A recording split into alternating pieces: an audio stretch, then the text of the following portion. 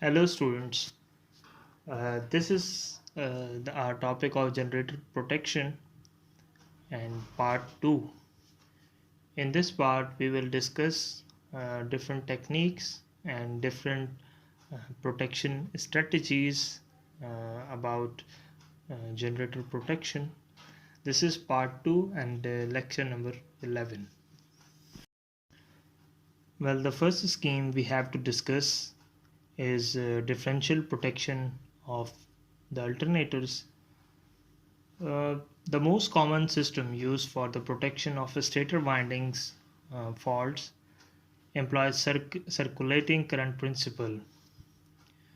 The best thing about this scheme that currents at the two ends of the protected sections are compared under normal operating conditions.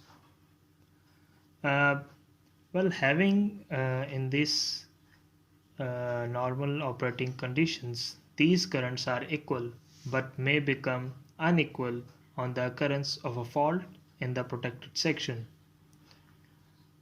Now, the difference of the currents under fault condition is arranged to pass through the operating coil of the relay, and then the relay closes its contact to isolate the protected section from the system.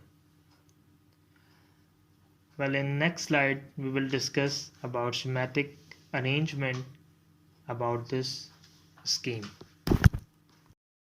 As you can see in the figure which shows an arrangement, uh, in this arrangement you have three different phases, red, yellow and blue, on which CTs are mounted.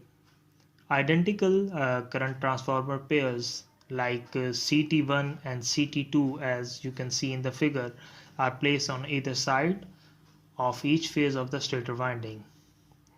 The secondaries of each set of the current transformers are connected in star, and the two neutral points and the corresponding terminals of the two star groups being connected together by means of a 4-pole pilot cable.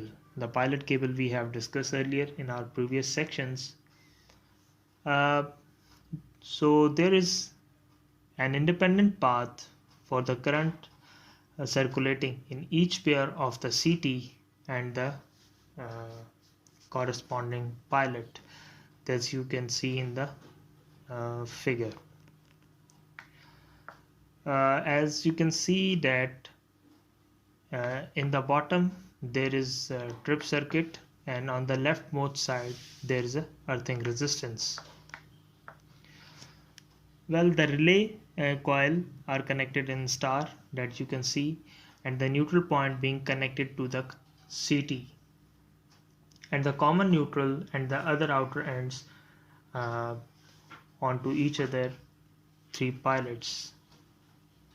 Well, in order that the burden on each CT is the same, the relays are connected across equipotential points of the three pilots wires, and the three equipotential points would naturally be located at the middle of the pilot wires. Now what will happen? The relays are generally electromagnetic type and are arranged for the instantaneous action, since fault should be cleared as quickly as possible. Well, there are some disadvantage about, or we can say, the limitation of this scheme, which we will discuss after discussing its operation. Well, if we talk about its operation, as you can see from the figure, that under normal operating conditions the current at the both ends of the each winding will be equal, and hence the current in the secondaries of the two CTs connected in any phase will also be equal. So therefore there is a balanced circulating current in the pilot wires, same as no current will flow in the relay coils, and hence there is no tripping at all. But when an earth fault or a phase-to-phase fault occurs, this condition no longer holds, and the differential current flowing through the relay circuit uh, that trips the circuit breaker. So this condition we have uh, already studied in our when we are studying in our differential relay. So there are two conditions. For example, we say uh, suppose an earth fault occurs on a phase R. You can say the red phase due to the breakdown of its insulation. Now what will happen? The current in the affected phase winding will flow through the core and the frame of the machine to the earth. The circuit being completed through the neutral earthing resistance. So the current in the secondaries of the two CTs in the phase R will become unequal, and the difference of the two currents will flow through the corresponding relay, that is R1, and it returns via neutral pilot. Consequently, the relay will operate to trip the circuit breaker. So this is the one condition uh, that you can say it can be happen. Secondly, what can happen? Suppose a short circuit fault occurs between Y and B, like yellow and blue. You can see also in the figure we have three phases. Now what will happen? The short circuit current circulates via the neutral end connection through the two windings and through the fault, uh, as shown in the dotted arrows. The current in the secondaries of the two CTs in each effective phase will become unequal, and the differential current will flow through the operating coil of relays. Now the relay then closes its contacts to trip the circuit breaker.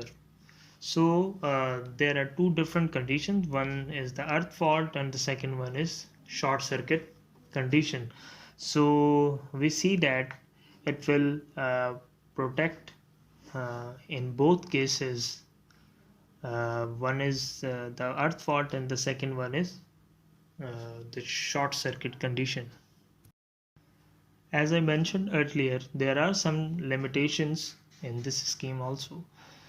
So the two circuits for generator protection that we have discussed have their own limitation.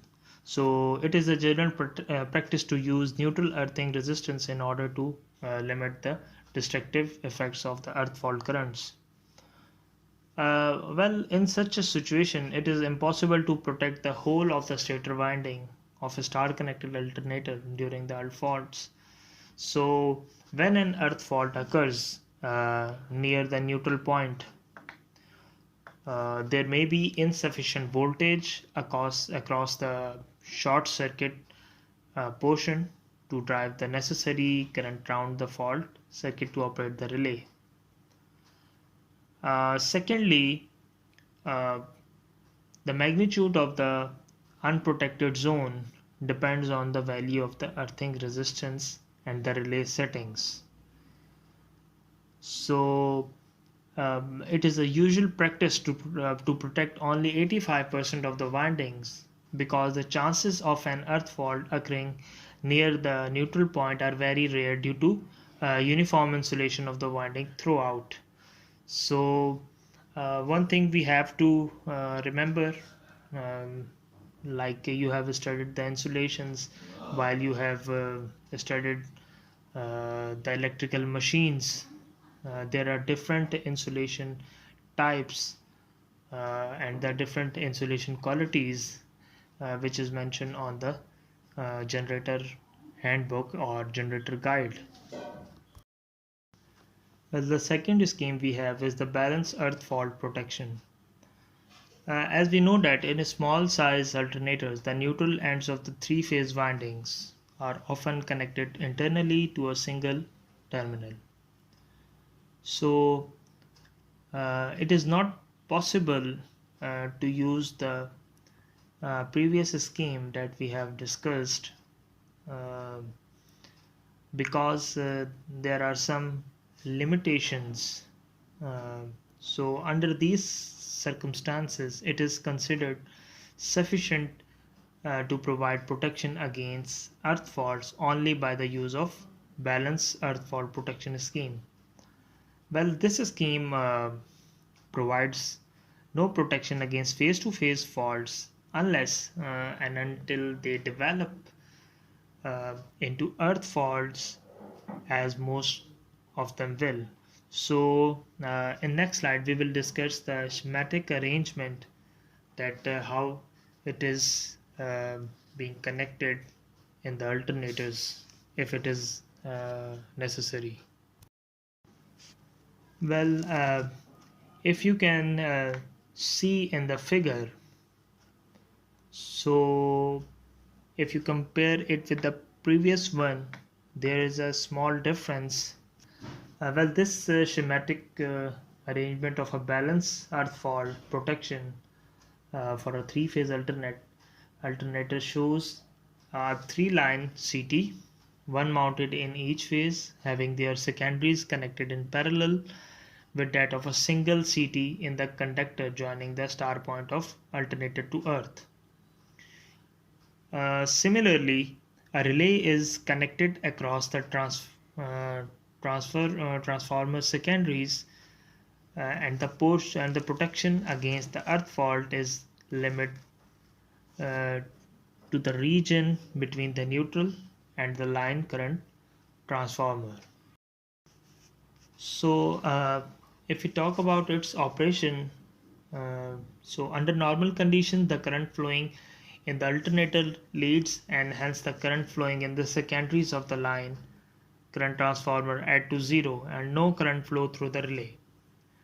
Same is the case under these conditions, the current in the neutral wire is zero and the secondary of the neutral current supplies no current to the relay.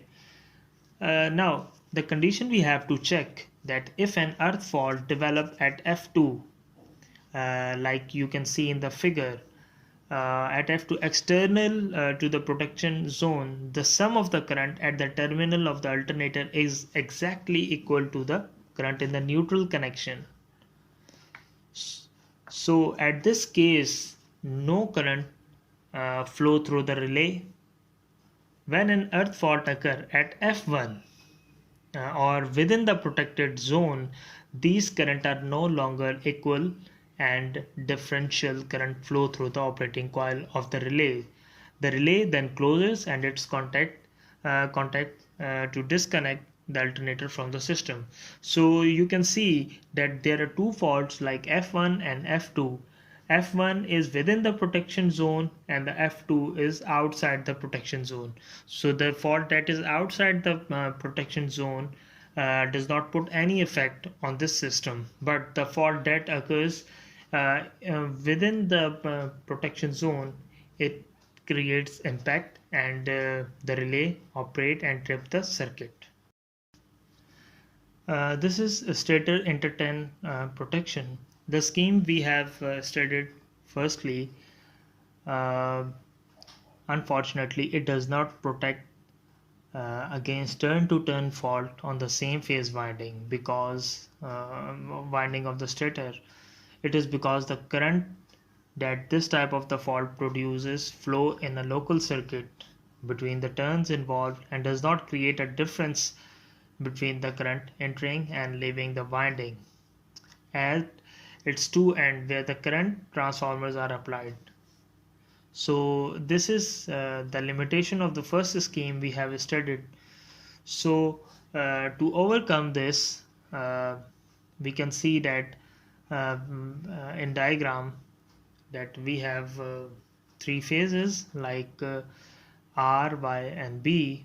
Similarly, the same case we have the CTs connected across it, and we have separate two windings. So we can say in a single turn generator there is no necessity of protection against interturn faults. However, interturn protection is provided for multi-turn generators such as the larger generators like our hydro generator and the large steam turbine alternator. So because these generators have double windings armature, that is, each phase winding is divided into two halves. uh, so here is an issue, because there is a large current, a large amount of current is flowing. So the advantage may be taken of this necessity to protect interturn faults on the same winding. Uh, as you can see in the figure, the relay provide protection against the phase to ground and phase to phase fault, whereas the relay R1 uh, provide protection against the interturn faults. So as you can see in the figure, if you explain it, uh, the duplicate stator winding that is shown with S1 and S2 of one phase only with the provision against interturn faults. Two current transformer are connected on the circulating current principle. Under normal conditions, the current in the stator winding S1 and S2 are equal, and so will be the current in the secondaries of the two CTs. The secondaries current round the loop then is the same at all points, and no current flows through the relay R1. So if a short circuit develops between the adjacent turns, say on S1, the current in the stator winding S1 and S2 will no longer be equal. Therefore, unequal currents will be induced in the secondaries of CTs, and the difference of these two currents flow through the relay R1. So at this case, the relay then closes its contact to clear the generator from the system. So in the interturn faults, there are very rare fault that occurs, but when it occurs, the severity of these fault is very much higher. That's all from the generator protection side, part 2. So in our next lecture, we will discuss the problems related to this protection scheme. Thank you.